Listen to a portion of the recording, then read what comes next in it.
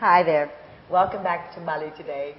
All right, my favorite film reviewer, and probably yours if you've ever read the Bali Advertiser, Dr. Rob, is here with us today, and we're going to go straight into his actual, I think, forte, which is film. Welcome, Rob. Nice to see you again, Nancy. You too. You look very villa. Thank you. Talking of villas, this villa is amazing. It's gorgeous. It's gorgeous. There's so much artwork, which we'll have to actually get back and get your point of view on some of these amazing things. Amazing, I don't know what you can see, but there's some fantastic pieces. But it's just so lush.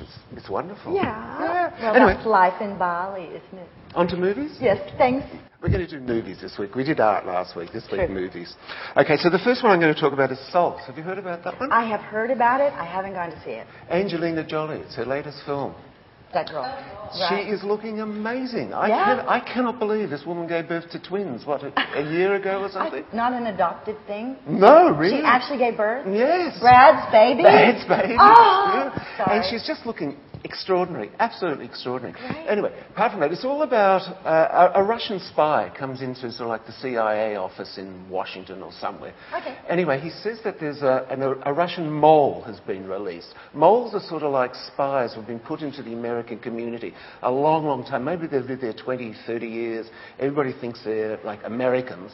But all of a sudden they turn out to be Russian spies. Okay. And this one is activated, and it's his job, his mission to assassinate the President of the United States and create a nuclear war. So anyway, it then becomes Angelina's job to catch him, right? To go out and find him and stop all of this. And it just... What, is this Laura Croft got a job with the government? Sort of, a bit like that. Or Tomb Raiders with the government. So it just starts. It just launches into it. Like 5 minutes into the movie, you're in the most incredible road chase. And then there's action on the sea, action in the air, everywhere. It's just non-stop action. And Angelina, as I said, is fantastic. At one scene she might be blonde, then she might be brunette. Sometimes she impersonates a Russian. Sometimes she even impersonates a man, and that's pretty amazing. Oh, that I would love to see. That I would love to see. It's pretty good. With mustache? Do they do a mustache?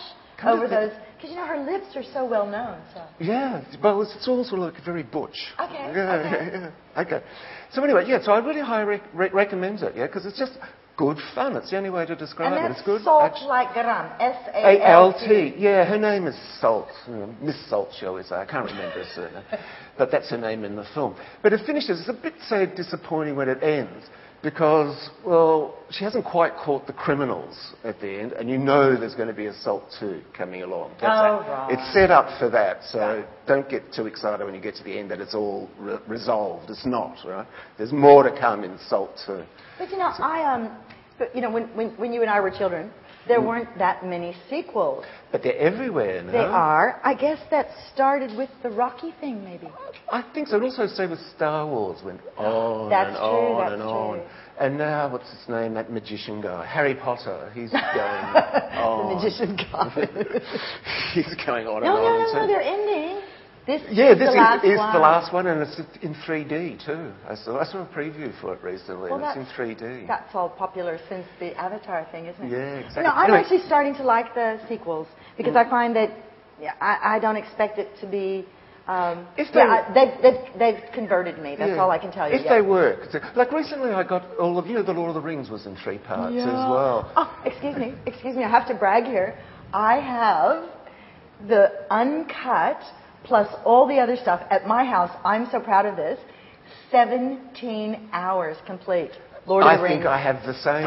It's a director's cut. Yes! It came out. I love it. I spent a whole weekend watching it. Oh, and it's the only way to watch it. And it makes more scenes sense. that are not in the actual one. I love that. It's really good. God, we have something in common.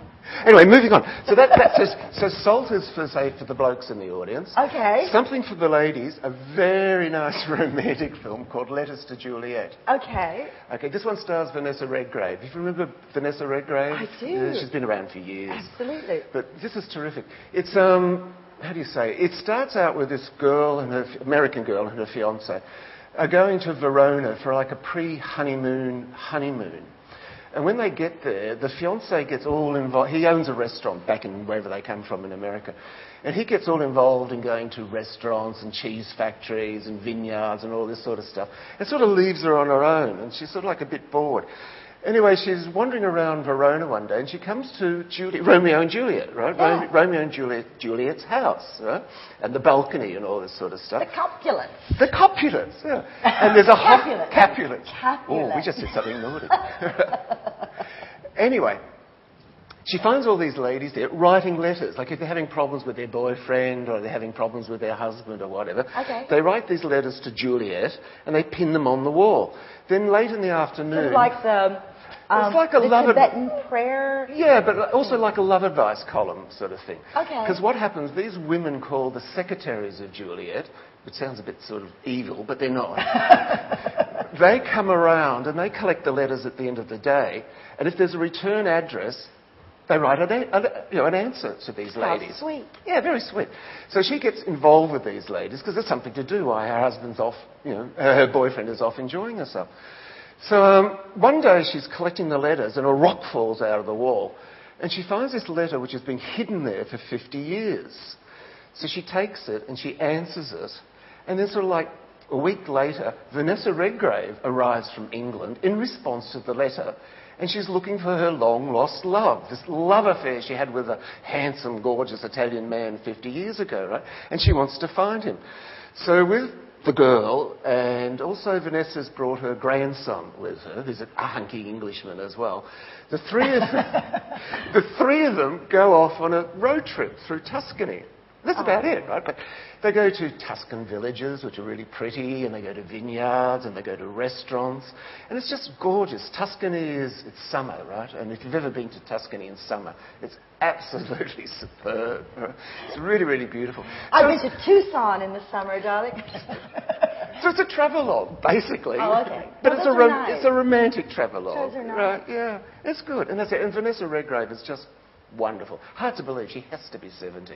I should have looked it up. But isn't before that nice? came. I mean, when we were young, films were always young men, young starlets, and you sort of had the idea growing up in America that life by the time you were 50 was completely over. Exactly. But look what's happening now in film. Yeah. And this woman, this character, her life is just about to start. Oh, I love that. In her mid-60s to late 60s. That's fantastic. Yes, I think you'll like it. It's a really nice, romantic travelogue. Now, you have one for the kids. I have one for the kids. Talk about that quickly.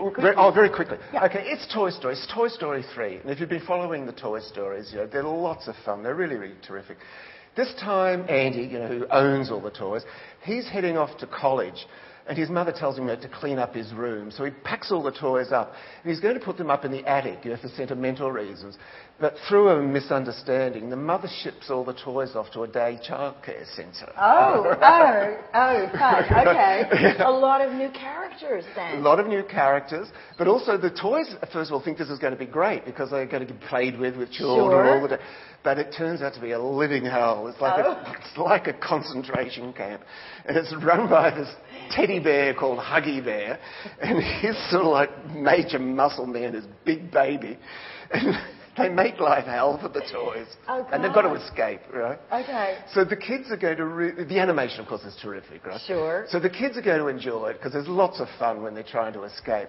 And the adults will really like it because it's like prison movies. Yeah, I was going to say, did Spielberg get involved in this time? It's like a real prison movie. God. Where they, all that whole genre of prison movies. So this is one that you can go...